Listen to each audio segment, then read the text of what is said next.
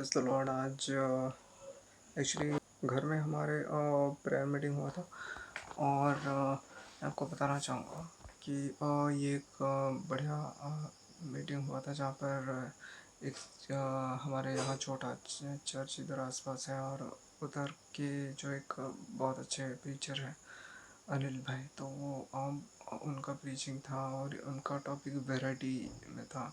तो वो क्या कर रहे थे, मैसेज ये था कि हम हमारे जो माता पिता को समादर करो कहा गया है। तो जो अपने माता पिता को मतलब रेस्पेक्ट करेगा तो वो मतलब प्रभु को भी रेस्पेक्ट करेगा, अगर नहीं तो प्रभु को भी नहीं करेगा।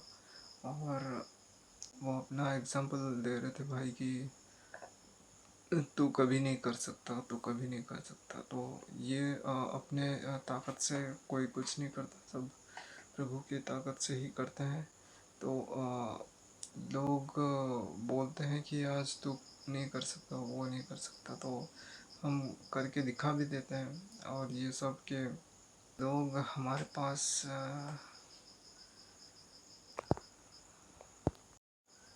और जो ट्रिनिटी है उसमें पिता पुत्र और पवित्र आत्मा सारे सेम है। ऐसा नहीं कि पवित्र आत्मा लास्ट में आते हैं तो वो उनका जो मतलब महत्व वो कम जाता है, ऐसा कुछ नहीं है। तो वो भी ऐसा है।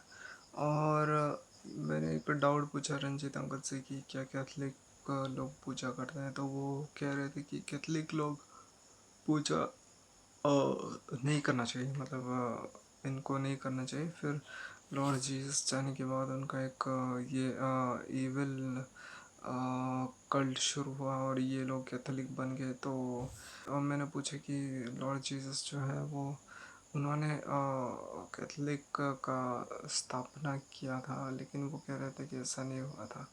तो जो बाइबल में लिखा गया है उसी अनुसार हमें लेना चाहिए और बाहर की बातें नहीं।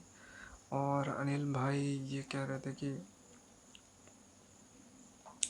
हमारे जो परमेश्वर है वो सबसे बेस्ट परमेश्वर है। अगर हम कुछ भी करते हैं तो उसको बाप बेटे का एग्जांपल दे रहे थे। अगर बेटा नहीं कर पाता है तो वो बोलते हैं और बेटा तो ज़रूर करेगा, मतलब उनका जो पिता है वो फादरली जो हार्ट आता है वो तब भी समझते हैं जब खुद फादर का रिस्पॉन्सिबिलिटी आने लगता है, जब हम खुद स्पेंड करते हैं।